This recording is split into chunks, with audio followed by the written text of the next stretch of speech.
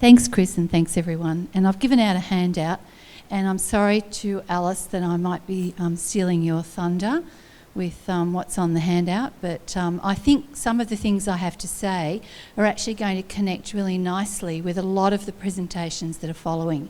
There's actually going to be a lot of overlap. The clicker. So, I am involved in STEM education. So, as a consequence, this is why I'm presenting on this today. Just working out now, I think I've got the... No, I don't have the right clicker. I need a lesson in clickering. Ah, cool. That one, the second one. Thank you. Okay, first of all, going back to the beginning, what do STEM integrated tasks offer mathematics teachers and obviously learners in their classrooms? And I'm actually going to get you to do some writing on that piece of paper because I'm interested in your views. Everybody in the room, the mathematicians, the teachers, the applied mathematicians, I'm sure there's some pure mathematicians maybe lurking here somewhere. Everybody's views I'm interested in.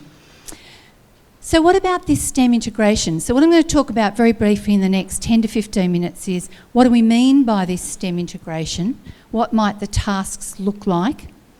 And what might they offer mathematics teachers and learners?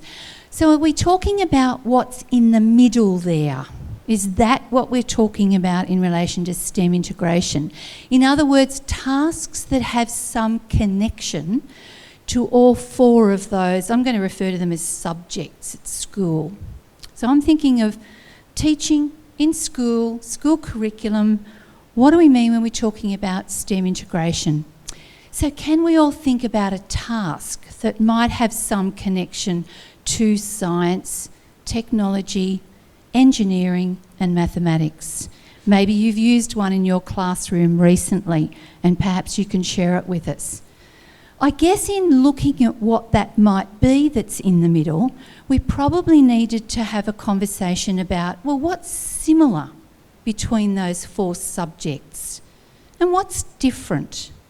And can we actually think about where there might be some overlap and connection? I actually spent some time in a previous career at the Board of Studies in New South Wales writing mathematics curriculum. And we actually did try and do a little bit of curriculum mapping across subjects. It's not a trivial task because sometimes the sorts of mathematics that we're teaching in Year 8 and we want to make a connection to science, the science examples that we come up with might relate better to Year 7 or Year 9 or even Year 10.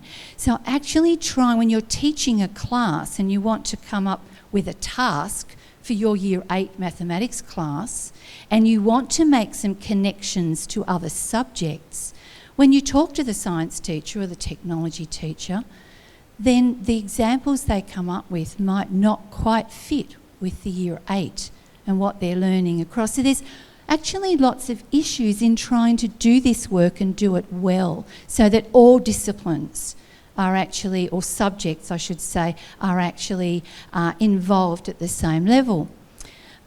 David Clark, a colleague of mine from Melbourne University, did a presentation a couple of years ago in Canada on STEM and STEM education and what it might look like.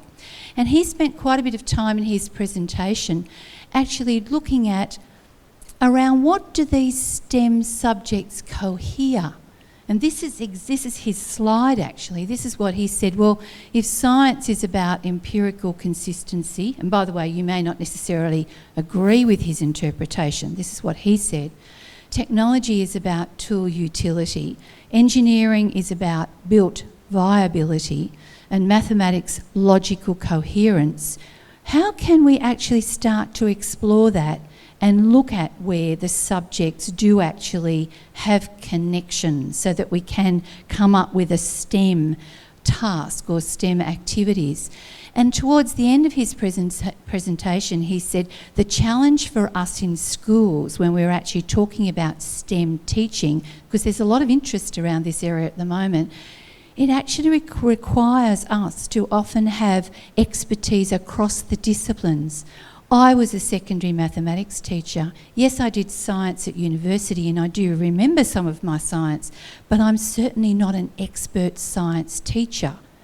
And so for me to actually come up with a STEM task, I probably need to be able to look at some knowledge across those areas as well as pedagogy.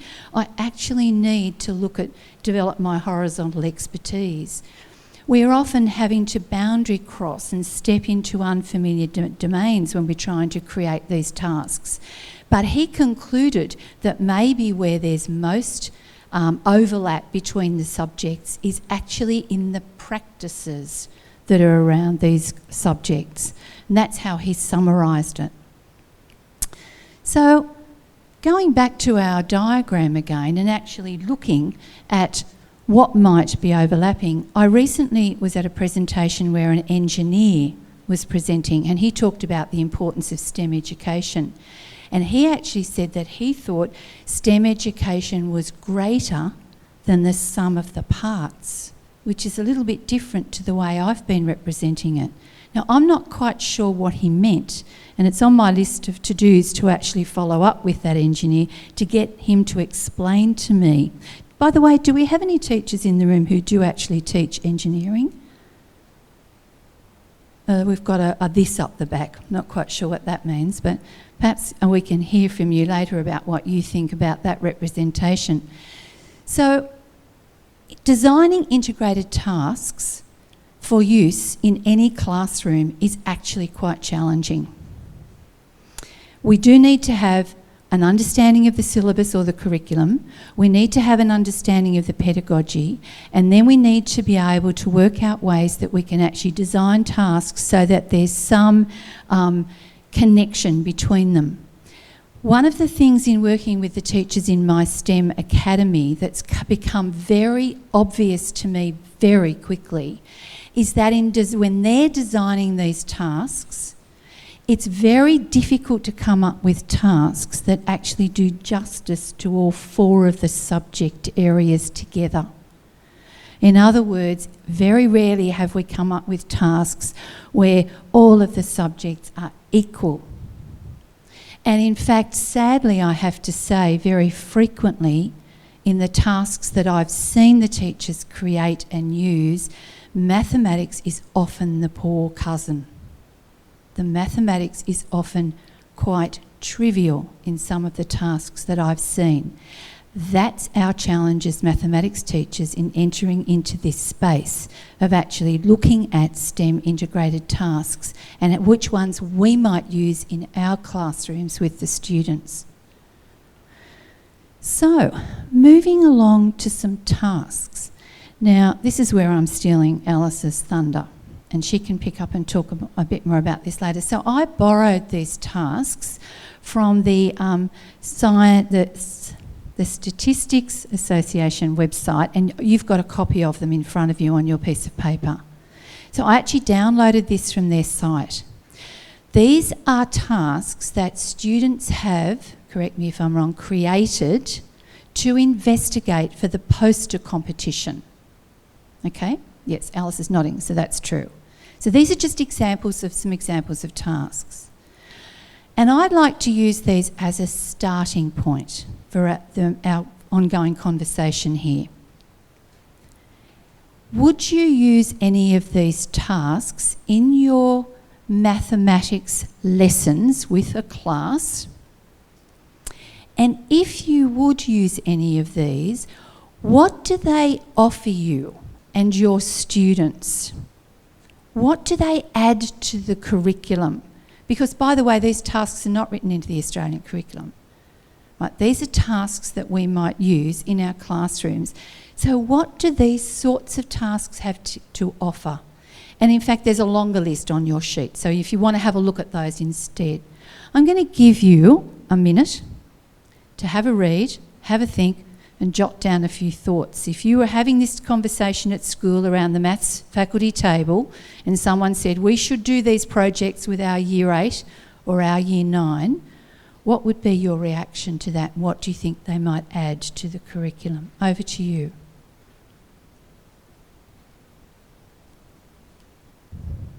Okay, I'm actually going to stop you there because I'm very conscious of the time. Would anyone like to suggest something that you think these tasks might add to help children in mathematics classrooms?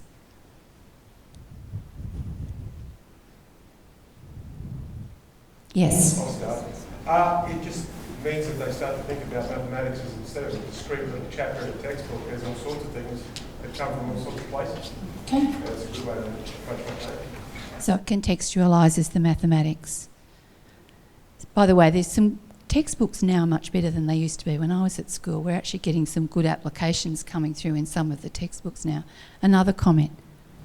We more thought about the limitation of this because we needed to work out where we were going to go with that question in terms of you give that to a high school particular and say, well, what do you want me to do?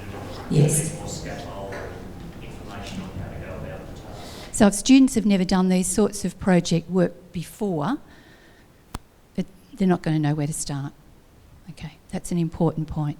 So there's something to be said about helping the students to set up and work out what questions they need to ask, what data they need to collect, who are they going to collect the data from, when, how, why, how much, how are we going to present it, what sort of a report are we going to write. So there's a lot of things there that need to be addressed. Anything else? Any of the other teachers in the room in particular? What mathematical idea does it trigger? Sorry? What mathematical idea does the task trigger Yeah. to discuss and focus on? So it actually helps you to focus and use the mathematics for a purpose. Okay, so there's quite a few benefits. And some of the things that I've certainly been reading about, and the research that I've looked at in this area, and my teachers have come up with, there's actually lots of benefits, and that's just the beginning. And it certainly does help us to implement, if you like, the problem-solving and reasoning component of the curriculum that we're meant to be implementing in our classrooms. And I know Steve will talk more about this in the inquiry activities, because I think this is exactly what the students are having to do: pose their own questions, ask what we're going to do about it, etc. Some of my STEM teachers have come up with a lot of their own projects I mentioned before. And you can see, just glancing down there, these are some of the schools that I'm working with at the moment in Sydney, and also down in the Wagga Wagga region. Quite a few of the ideas that they're using in designing these STEM integrated tasks revolve around sustainability, which is actually quite a nice connection as well to the curriculum, because it's one of the cross-curriculum priorities. So a lot of the work they're doing is actually connecting there.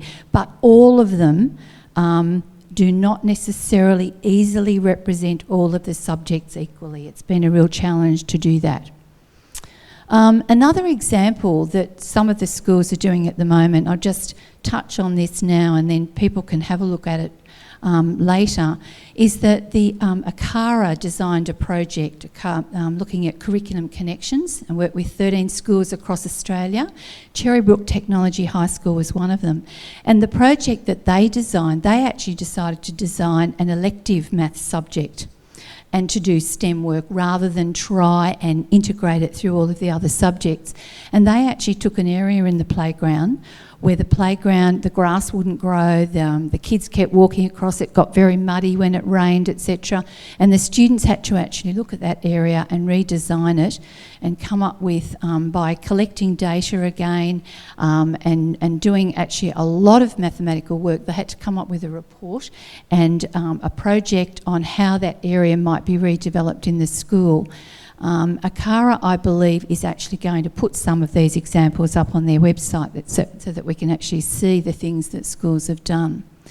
And I believe you may be getting access to this website so that you can actually have a look at the work that they've done. But unfortunately, I'm actually out of time. So I'm actually going to not get to the end of the slides, but actually stop there. And just recommend one other resource to you that's worth looking at. And there's an example on the reverse side of your sheet that the Queensland Association of Maths Teachers on their website have actually designed some really, really nice modelling tasks.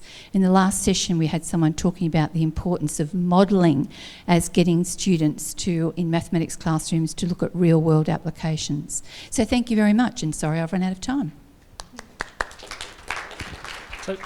Thank you, Judy. We have a couple of minutes for questions, I think. So, questions, and I'm going to run around with the mic to get the mic to you. It's just a practical problem. As a high school teacher, I'm very concerned that we get the up to the Year 10 and 10A taught for the top level students in Year 10.